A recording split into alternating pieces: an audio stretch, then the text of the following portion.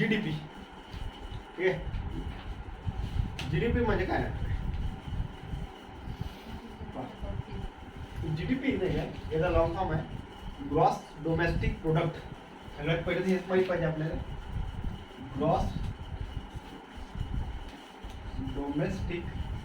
कालचीच नाही का एक डिबेट आहे, तुम्ही जर मला माहिती आहे तुम्ही पाहिजे ना, ते चॅनलवर होते, ते बीजेपीचे काही होते आणि काही काँग्रेसचा होता. तर जो अँकर जो होता ना, मी पाठवतो तुम्हाला, तो बीजेपीच्या तो बघ मोठ्या मोठ्या गोष्टी सांगून राहिला, जीडीपी असं तसं. तो काँग्रेसवाला त्याने काय म्हणे, याले जीडीपीचा अर्थ विचारा म्हणजे फुल फॉर्म. तो काही बोलेले ते म्हणजे 10 वेळा विचार कर, तो बोलायला लागला जीडीपीचा व्हिडिओ पाठवतो, मग मजा येते. ठीक आहे, तर आता लक्षात घ्या काय ग्रॉस डोमेस्टिक प्रोडक्ट. ठीक आहे, आता बा हे जे जीडीपी म्हणजे काय नाटक आहे हे, मराठीचं सांगतो मी, आपण काही इंग्लिश मध्ये पाहू. All the product goods and, मग तुम्हाला डोकं खाली काही दिवसांत एकदम सिंपल भाषेत समजून. पहिला शब्द आहे जीडीपीच्या डेफिनेशन मध्ये, एखाद्या देशाच्या भौगोलिक सीमेअंतर्गत. म्हणजे शब्द कोणता आला, भौगोलिक सीमेअंतर्गत. ठीक आहे, उत्पादित केलेल्या, आताच पाहिलं उत्पादन. ठीक आहे, उत्पादन पद्धत, उत्पादित केलेल्या सर्व वस्तू आणि सेवा. म्हणजे जे तुम्ही प्रोडक्ट तयार केलं आणि जे सर्व्हिसेस तयार केले, सर्व वस्तू व सेवा यांची साधारणपणे एका वर्षात, किती वर्षात, एका वर्षात,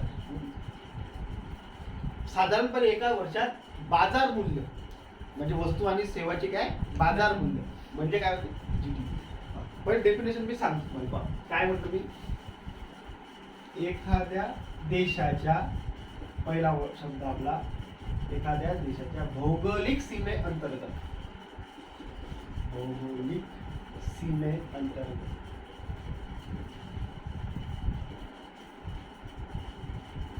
भौगोलिक सीमे अंतर्गत. दुसरा वर्ड, उत्पादित केलेल्या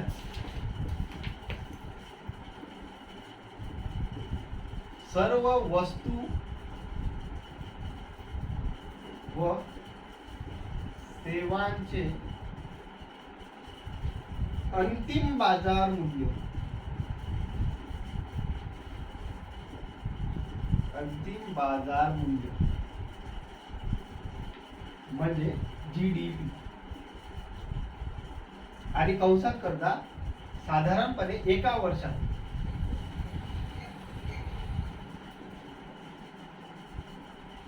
डेफिनेशन बिलकुल तुम्हाला पाठ नाही करायला लागेल, मी एक्झाम्पल देतो, तुम्ही बिंदास राहा. फक्त पेपर मध्ये जर डेफिनेशन विचारत नाही, ऑप्शन मध्ये दिलेलं आहे तर आपल्याला मारता येते. आपण फक्त 3 शब्द शोधायचे, भौगोलिक सीमा आहे का त्याच्यात दिलेला, सर्व अंतिम वस्तू सेवा दिलेला आहे काय, आणि काय दिलेलं आहे काय, एका वर्षात. ठीक आहे, हे 2-3 शब्द शोधायचे. पाच कसं हे एक्झाम्पल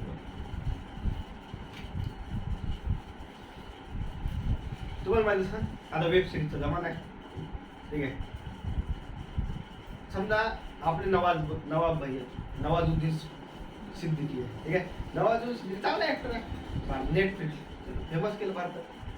आता नेटफ्लिक्सनं त्याला बोलावलं आणि त्याला कुठं बोलावलं, USA मध्ये. ठीक आहे, नेटफ्लिक्स USA मध्ये बोलावलं आणि तिथे एक वेब सिरीज काढली.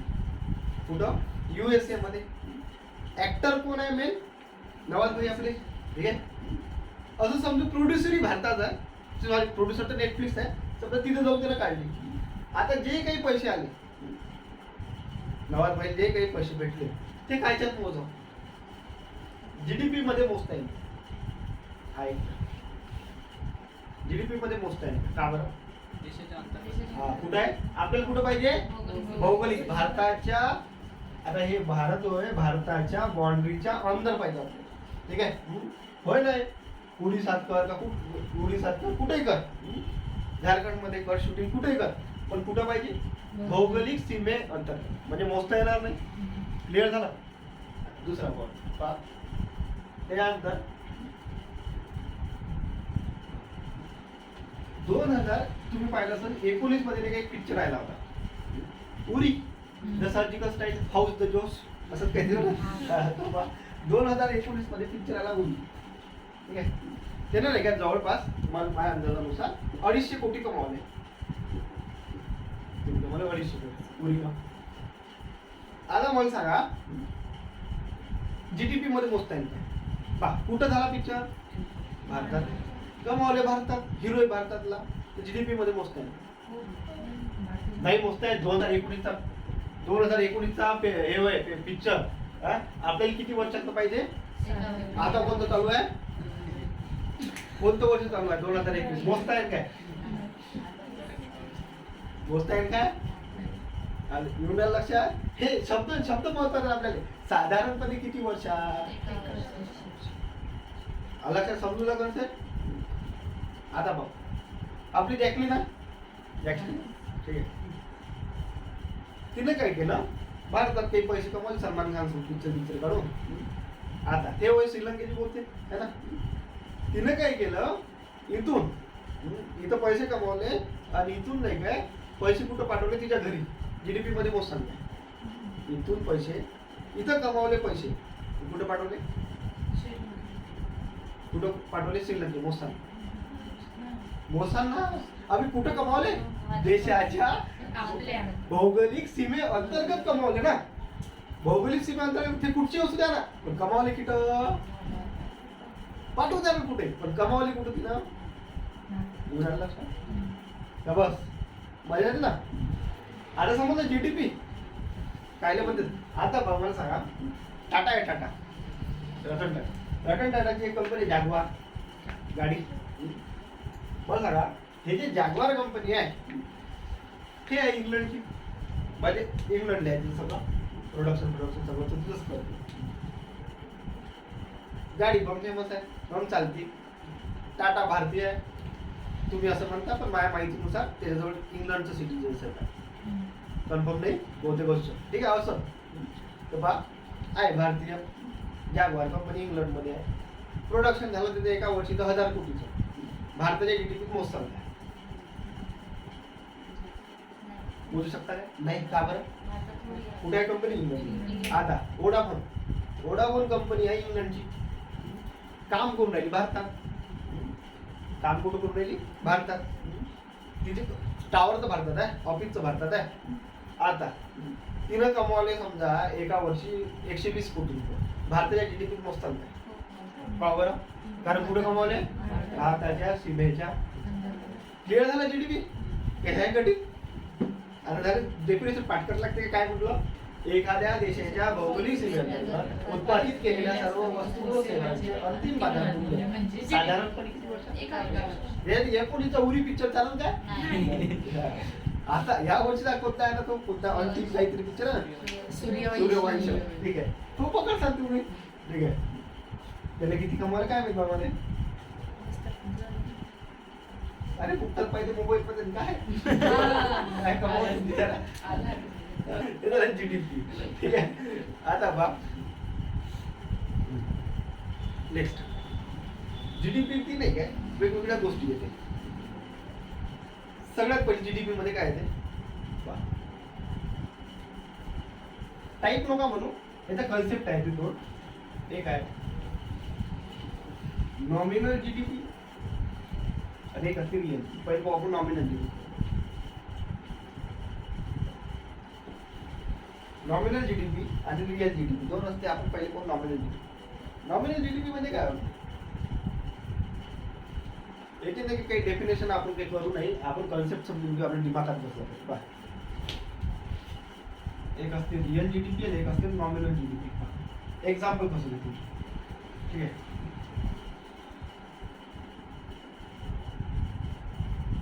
कोणती एक वस्तू घेऊ आपण. समजा सेलोचा पेन आहे. ठीक आहे काय होते? हा जो सेलोचा पेन आहे एक कोणते वर्ष घेऊ?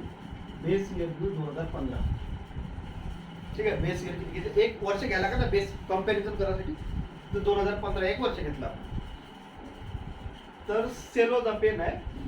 हा पेन नाही काय 2015 मध्ये हा 10 रुपयाचा होता. किंमत किती होती? 10 रुपये. आणि कंपनी नाही काय उत्पादन करे 100 पेनचा. ठीक आहे किती झाले टोटल? 1000 रुपये. जीडीपी किती झाला? आता आता पहा 2021 मध्ये 2021 मध्ये पेन झाला 12 रुपयाचा. पेन किती रुपयाचा झाला? 12 रुपये. हे एक्झाम्पल मध्ये मजा येते, बरोबर समजून घ्या. बरेपर्यंत समजत नाही लोकांनी हे nominal GDP, real GDP, GDP याच्यावर जिंदगी घालवते. ठीक आहे, पीएचडी केली म्हणते 2001 माझी काय तर पीएचडी चालू आहे. ठीक आहे, पेपर दुसराच पब्लिश करून दिले. तर बा 2021 मध्ये पेनाची किंमत किती रुपये झाली? 12. आणि प्रोडक्शन आहे 100 रुपये. पण प्रोडक्शन किती आहे? सॉरी 100 पेन, बरोबर आहे. आता 100 गुणले जर 12 केलं तुम्ही किती होती जीडीपी? बल सांगा इतर काय सर हे 12 रुपये काऊन झाले? 12 रुपये काऊन झाले? महागाई वाढली म्हणून झाले. प्रोडक्शन वाढलं काय? प्रोडक्शन तेवढंच आहे. इथं तुम्हाला जीडीपी वाढत दिसून राहिली, जीडीपी वाढली, पण हे खोटी जीडीपी वाढायला कशी? हे जीडीपी काऊन वाढली? महागाई वाढली. ओरिजिनल जीडीपी वाढली काय? ओरिजिनल जीडीपी कधी वाढल? जेव्हा तुमचं प्रोडक्शन वाढल ना, तेव्हा ओरिजिनल जीडीपी वाढल ना. सरळ सरळ देशाची प्रगती तुम्ही मोजून राहिले तर तुम्हाला काय वाढावं लागेल? प्रोडक्शन वाढावं लागेल. तुम्ही तर किंमत वाढवली. म्हणजे जेव्हा ते काय, जेव्हा आता पहा डेफिनेशन नॉमिनल जीडीपी म्हणजे काय म्हणतात? नॉमिनल जीडीपी म्हणजे जेव्हा काय झालं, महागाई वाढल्यामुळे काय झालं, इन्फ्लेशन वाढल्यामुळे काय झालं, जीडीपी वाढ झाली, त्याला तुम्ही काय म्हणतात? नॉमिनल. आता पहा रिअल जीडीपी म्हणजे काय, रिअल जीडीपी पहा समजलं रे. नॉमिनल जीडीपी, रिअल जीडीपी म्हणजे पहा सेलोचा पेन आहे 10 रुपयाचा पेन 100, तेच किती झालं 2015 मध्ये 1000 रुपयाची जीडीपी होती, बरोबर आहे. आता पहा आता किंमत झाली 12 रुपये, मान्य आहे मला, 12 रुपये किंमत झाली, महागाई वाढली. आता नाही काय, पण प्रोडक्शन जे आहे सेलो पेनचं हे झालं 200. आता किती होते रे? आता गुणाकार येते म्हणाले 2400. 12 कोटी 2400. आता किती झाली? 2400 जीडीपी झाली. पण इथं नाही काय, भलाही महागाई वाढली, भलाही महागाई वाढली, पण इथं काय वाढलं? प्रोडक्शन बी वाढलं. लक्षात? म्हणजे जेव्हा महागाई सोबत काय वाढलं, उत्पादनही वाढलं, त्याला काय म्हणते? महागाई वाढली तर काहीच प्रॉब्लेम नाही, चालतं. पण त्यासोबत काय वाढलं? आता प्रॉब्लेम काय झालाय भारताचा? महागाई वाढली, जीडीपी वाढ दिसून जाईल तुम्हाला, पण तेच तर लक्षात येत नाही. पण प्रोडक्शन वाढलं काय? जे आकडे गव्हर्नमेंट आकडेवारी तर काही खेळते, पण ओरिजिनल काय? प्रोडक्शन ग्रोथ झाली पाहिजे ना. प्रोडक्शन ग्रोथ नाही झाली. ठीक आहे, तुम्हाला माहित असेल लॉकडाऊन मध्ये भारताला कोण वाचवलं? लॉकडाऊन मध्ये भारताला कोण वाचवलं? कृषी सेक्टरनं वाचवले भारताची जीडीपी. ठीक आहे, तुमच्या माहिती कर. कृषीनं जे म्हणजे जे आयात निर्यात झाली ना आपली, त्याच्यात आपली इकॉनॉमी काय राहिली, म्हणजे स्टेबल राहील थोडीशी. नाही तर कृषी जर नसती तर त्यावेळेस सगळं बंदच होतं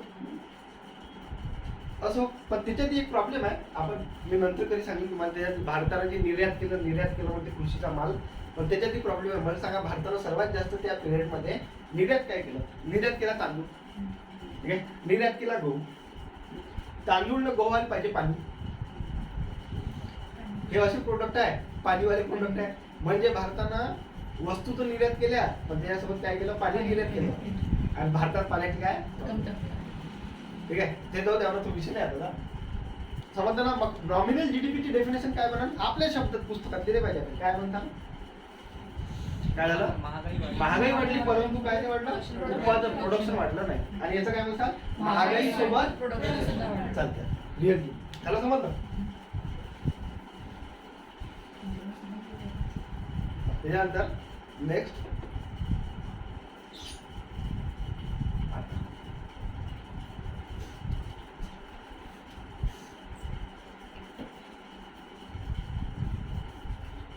जीडीपी डिफ्लेक्टर.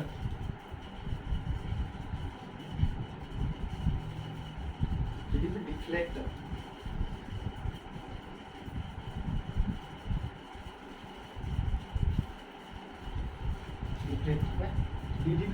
डिफ्लेक्टर म्हणजे काय होते? फुगवणे,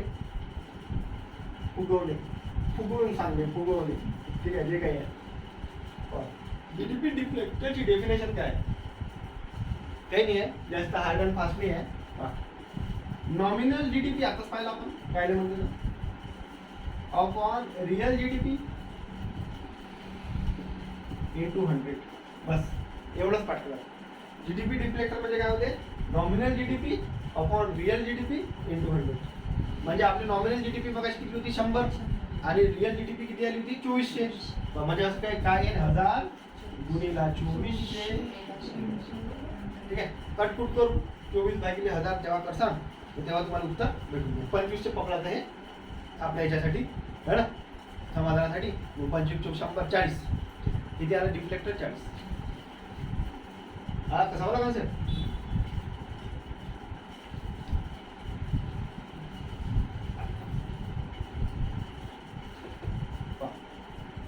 अजून एक कन्सेप्ट एक असते जीडीपी ॲट फॅक्टर कॉस्ट आणि जीडीपी ॲट मार्केट प्राइस. एकदम सिंपल आहे, समजून घ्या सगळ्यांना समजून. मला सांगा जेव्हा काय होते सांगा बरं, गाडीचं एक्झाम्पल घ्या. तुम्ही टू व्हीलर जेव्हा घेता, जेव्हा तुम्ही टीव्हीवर समजा एखादी स्कूटीची प्राइस जर पाहिजे, स्कूटी एखादं नाव टाका गाडीचं प्लेझर, ठीक आहे ना, प्लेझरची गाडी आहे. ठीक आहे, आता बा ते जर प्लेझर आहे, तुम्ही जर पाहिली टीव्हीवर ॲड, तुम्हाला दिसत असेल त्याच्यावर 80,000. किती हजाराची आहे 80,000ची 80. ठीक आहे, आता हे जे 80,000ची प्लेझर आहे, पण तुम्ही नाही काय जेव्हा कुठं गेले शोरूम मध्ये गेले तर ते काय म्हणते शोरूम प्राइस जे आहे याची होती 95,000.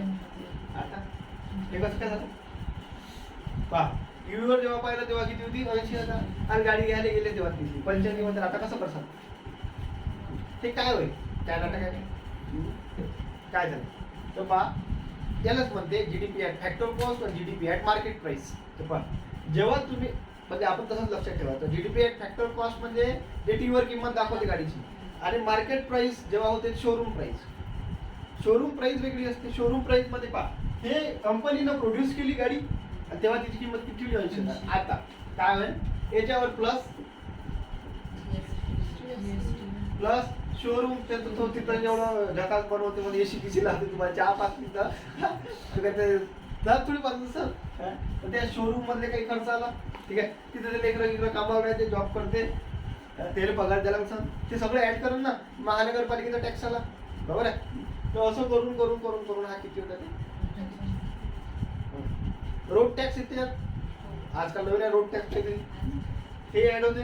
ठीक आहे, मग तुम्ही इन्शुरन्स काढता 3 वर्षाचा 4 वर्षाचा 5 वर्षाचा, स्वतःच्या जीवाचा काढता, थर्ड पार्टी इन्शुरन्स दुसऱ्याच्या जीवाचा काढता. ठीक आहे, असं करू करू करू गाडीची किंमत वाढत वाढत आलं लक्षात. म्हणजे जीडीपी ॲट फॅक्टर कॉस्ट म्हणजे काय होते कंपनीची प्राइस लक्षात ठेवायसाठी. कंपनीची प्राइस म्हणजे गाडीचं एक्झाम्पल लक्षात ठेवायचं, आणि मार्केट प्राइस मधलं काय म्हणतात शोरूम प्राइस. 2 शब्द लिहू आपण, जीडीपी ॲट फॅक्टर कॉस्ट आणि GDP at market price. Factor cost काय दिसा कंपनी प्राइस है ना, आणि GDP at market price market cost काय मार्केट प्राइस काय दिसा शोरूम प्राइस.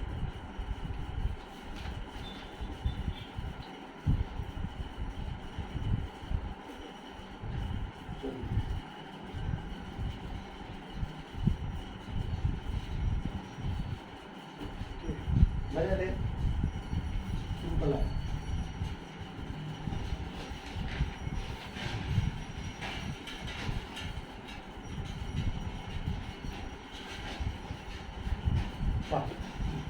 जीडीपीचा काय नाटक आहे, आता काही थेरॉटिकल गोष्टी जीडीपी संबंधित विशेष बाबी. जीडीपी कोण मोजते असं जर म्हटलं, मी एक शब्द लिहिलो, जीडीपी CSO मोजते. बस जास्त CSO काय काय नाही आहे त्यानंतर सांगतो. जीडीपी कोण मोजते, CSO मोजते. जीडीपीचं काय असते, जीडीपी नाही काय कोणत्याही देशाची नाही काय अंतर्गत शक्ती दर्शवते. अंतर्गत शक्ती दर्शवते हे लक्षात ठेवा. कोणत्याही देशाची जीडीपी हे काय करते, त्या देशाची काय दर्शवते अंतर्गत शक्ती. ठीक आहे. आपली शक्ती काय आहे बाकी दर्शवतो. तिसरं, जीडीपीचं बेस इयर किती आहे? जीडीपीचं बेस इयर आहे 2011-12. पहिले होते 10 आणि आता किती केलं? 11-12. ठीक आहे. पहिले 4-5 सॉरी 2004-5 होतं बेस इयर आणि 2015 मध्ये जेव्हा मोदी आला तर मोदीने किती बेस इयर केलं? हे बेस इयर आता 2015 किती लिहिसाल तुम्ही कन्फ्युज समजावलं. बेस इयर किती आहे? 11-12. आणि हे कधीपासून लागू झालं बेस इयर? 2015 पासून. कोणत्या समिती शिफारस होती? सुंदरम समिती शिफारस. ही सुंदरम समिती शिफारस. आता बेस इयर समजलं का तुम्हाला? मगाशी मी मध्ये सांगून देतो बेस इयर. ठीक आहे. फक्त तुम्ही लक्ष तेव्हा ते शब्द नाही वापरला, फक्त तुमच्या लक्षात येतं.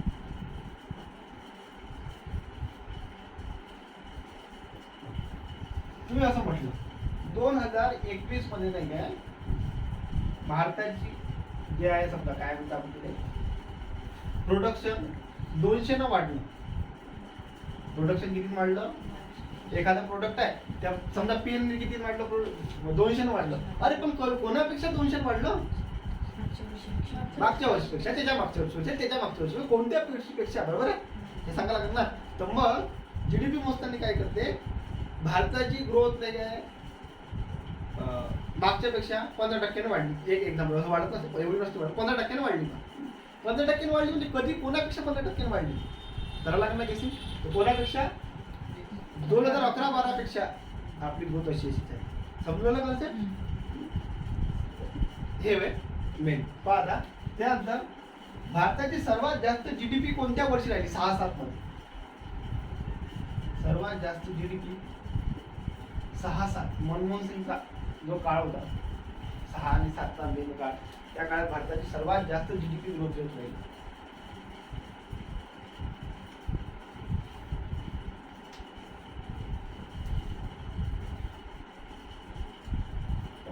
अगोदर नाही काय जीडीपी नाही काय फॅक्टर कॉस्टवर मोजे.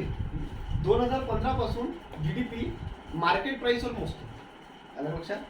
2015 पासून GDP market cost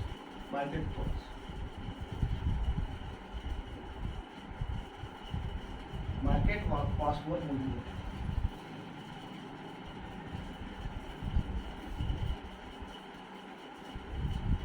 market cost हे आहे. त्यानंतर पहा, चांगली गोष्ट म्हणा वाईट गोष्ट म्हणा, पहा आता तुम्ही जे काही समजू शकता. जेव्हा भारत स्वतंत्र झाला तेव्हा आपल्या जीडीपीत नाही काय आपली जी शेती होती तिचा हिस्सा होता 56%. 50 ते 56 म्हणजे कोणी 53 म्हणते, कोणतं पुस्तक 55 म्हणते, 50 ते 56. ठीक आहे. म्हणजे जीडीपी मध्ये सर्वात जास्त हिस्सा कोणाचा होता? पण हळूहळू काळ बदल केला आणि अचानक आताच्या कंडिशन मध्ये 2021 मध्ये जर पाहिलं तर जीडीपी मध्ये शेतीचा वाटा आहे 14%.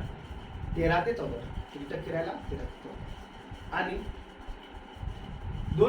मग टॉपर कोण आहे सध्या? सेवा सेक्टर. सेवा सेक्टर सध्या 56% सेवा सेक्टरचा हिस्सा आहे जीडीपी मध्ये आणि कृषीचा किती आहे? 14%. समजा नियर अबाउट किती? 14%. म्हणजे प्रश्न असा विचारते की 90-91च्या तुलनेत सध्या कंडिशन मध्ये शेतीचे उत्पन्न जीडीपी मध्ये शेतीचे उत्पन्न वाढत चालले, घटत चालले, काहीच नाही होऊन राहिलं की यापैकी काही घटत लक्षात. दुसरा प्रश्न विचार, हे दोन्ही विचारलेले आहे. सेवा क्षेत्राशी संबंधित 2091-92, आता तुम्ही 91-92 कोण वर्ष घेते ते तुम्हाला समोर समजेल. 91-92 पासून तर आतापर्यंत सेवा सेक्टरचं जे उत्पन्न आहे जीडीपी मधलं हे वाढत चाललं, घटत चाललं की काहीच नाही राहिलं की यापैकी ते काय कन्सेप्ट लक्षात. 91-92 कोण घेऊन राहिले सर्व वर्ष? एक कन्सेप्ट होता मनमोहन सिंग आणला होता. इथेही मनमोहन सिंग कामात आहे. 91-92 मध्ये तुम्हाला मनमोहन सिंग कामाला दिसा. त्यानंच भारताचं जे चित्र बदललं आहे. आता जे एकदम आपली हे झाली पहा, एक रियालिटी आहे. जो देश नाही काय कृषीवर ज्याची जीडीपी डिपेंड राहते, हे रियालिटी आहे ना, तो देश अविकसित आहे. अविकसित समजते ना, आणि विकसनशील ठीक आहे. तर विकसित देशाची क्वालिटी काय असते, तिचे कमीत कमी लोक कृषीवर डिपेंड राहते, दुसऱ्या कृषी सोडून इतर याच्यात काय करत राहते, काम करत राहते. बाकीच्या गोष्टी आहेत त्याची साक्षरतेचे प्रमाण जास्त राहते है ना, ह्या तर गोष्टी आहेत. दरडोई उत्पन्न त्याचं जास्त राहते, राष्ट्रीय उत्पन्न त्याचं जास्त राहते, आणि आपण विकसित म्हणतो. परंतु अविकसित देश कोणाला म्हणते, जो कशावर डिपेंड राहते, कृषी. क्लिअर. पहा आता जीडीपीचं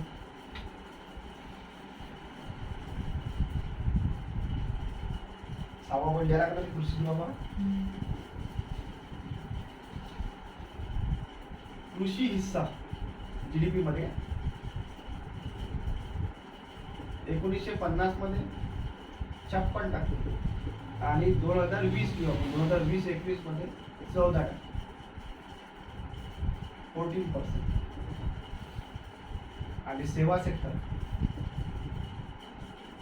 1950 असेल 32% आणि 20-21 मध्ये डायरेक्ट गेला आहे 56च्या वर गेलाय, 56% वाढत आहे. हा एक पॉईंट आहे.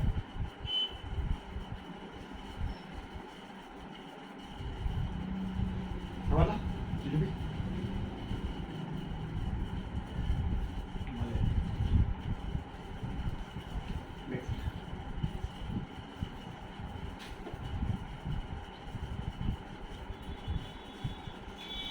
कॉन्सेप्ट आहे GNP, ग्रॉस नॅशनल प्रोडक्ट. आज मोठा सांगतोय gross national product. Gross national product म्हणजे काय होते, सोपं आहे. यावर्षी मला राज्यसेवेला होता, पण ते शब्दात काहीतरी घोड केला होता, तो गोरायला सॉल्व्ह नाही करता आला. ठीक आहे, GNP वर प्रश्न होता यावर्षी. तर पहा, GDP plus x minus M. अरे काय होईल, प्लस एक्स मायनस एम एवढंच लिहा, प्लस एक्स मायनस एम.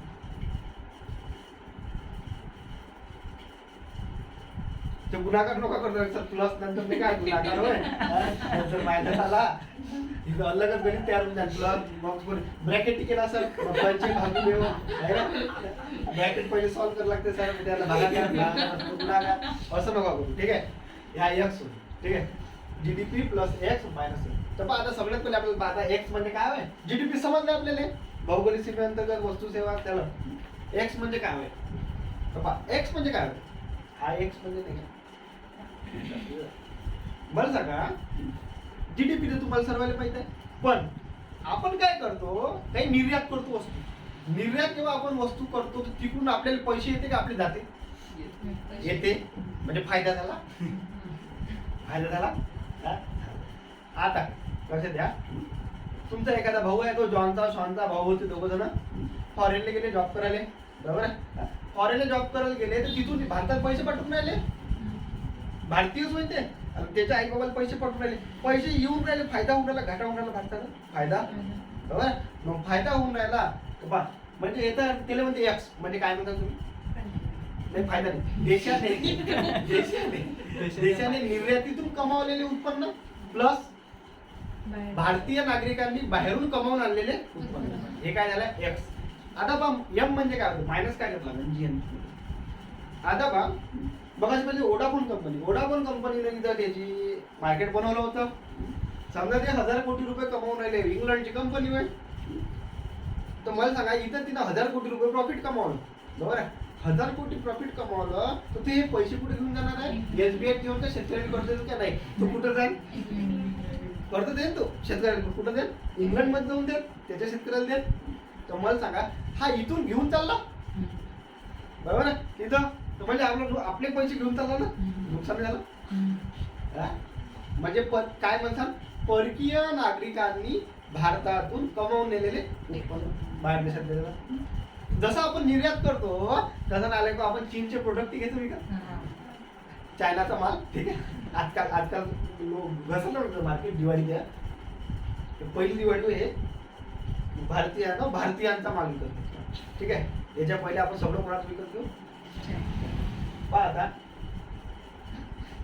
मला सांगा, जर आपण आयात करून राहिलो वस्तूची तर आपले पैसे येऊन राहिले का चालले वापस त्या तो देश घेऊन चालला, म्हणजे नुकसान झालं, म्हणजे मायनस समजलं. एक्स म्हणजे काय सांगा तुम्हीच सांगा, मी काहीच नाही सांगत. एक्स म्हणजे निर्यातीतून देशाने निर्यातीतून कमावलेले उत्पन्न,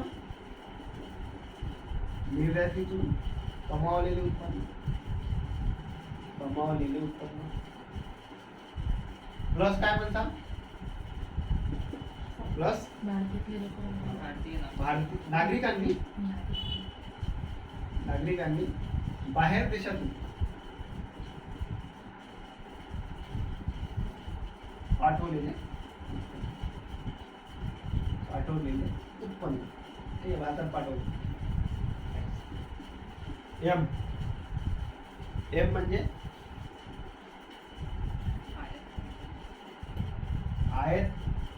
आयात केल्याने गमावलेले उत्पन्न,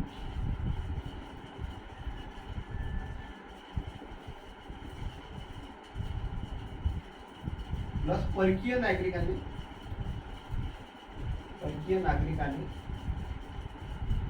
देशातून नेलेले उत्पन्न, कमावून नेलेले उत्पन्न. दोन डेफिनेशन. आयात केल्याने गमावलेले उत्पन्न, परकीय नागरिकांनी देशातून कमावून नेलेले उत्पन्न. ठीक आहे, तुम्ही तुमच्या शब्दात लिहू शकता, माझ्या शब्दात तरी हे वाटत नसेल बरोबर, किंवा एखाद्या पुस्तकाचा कॉपी पेस्ट मारू शकता, पण ते लक्षात राहत नाही. हे आपलं असंच लक्षात ठेवायचं, पाटले करायचं. ठीक आहे, ओढाफोन आली, ओढाफोननं नेलं, आयात केले, पैसे घेऊन गेले. ठीक आहे, देशाने काय केलं, आपलं निर्यातीतून कमावले. म्हणजे आपण काय करत राहतो, गहू बासमती चावल आपला काय करतो, निर्यात करतो. इराक, इराण, त्या मिडल ईस्ट गेले, त्याच्यात ते आपल्याला पैसे देते, ते कमावलेलं उत्पन्न नागरिकांनी बाहेर देशातून पाठवले. म्हणजे पहा, एक गोष्ट सांगायची आहे की आता जॉन शॉन मॉन जे दोघं तिघ जण आहे फॉरेनला गेले कमवाले, ते जॉन शॉन मॉन हे जे तिघ जण आहे ते इकडे पैसे पाठवून राहिले ना, याच्यासाठी स्पेशल शब्द आपण वापरतो बघा, रेमिटन्स. काय म्हणतो माहिती इंग्लिश मध्ये, रेमिटन्स म्हणजे काय होते, कोणते लोक जे भारताच्या बाहेर राहते आणि काय करते, तिथून काय करते, पैसे पाठवते, रेमिटन्स. ठीक आहे, हे लय महत्वाचे आहे म्हटलं आपल्या इकॉनॉमीसाठी, रेमिटन्स. ठीक आहे, जर तुम्ही पाहिलं सर्वात जास्त जगात भारतीयच आहे रेमिटन्स. ठीक आहे, 2 नंबर बहुतेक चीन लागते, तिकडून जाऊन कमावून इकडे पैसे पाठवते. भारतातलं एक स्टेट आहे केरळ, केरळ आणि पंजाब मधले सर्वात जास्त लोक कुठे आहे, बाहेर देशात आहे का. ठीक आहे, पंजाब मधले कॅनडामध्ये सगळ्याच माहिती आहे, आणि केरळ मधले त्या नर्सिंग करायला ते जाते, इराक, इराण, दुबई तिकडे जाते. असो, तर हे आपल्या GDP साठी महत्वाचे लोक आहे रेमिटन्स. आपण त्यासाठी दरवर्षी कार्यक्रम घेत असतो वेगवेगळे. असो, परकीय प्रवास दिन असं काहीतरी नाव आहे, सांगेन दिले.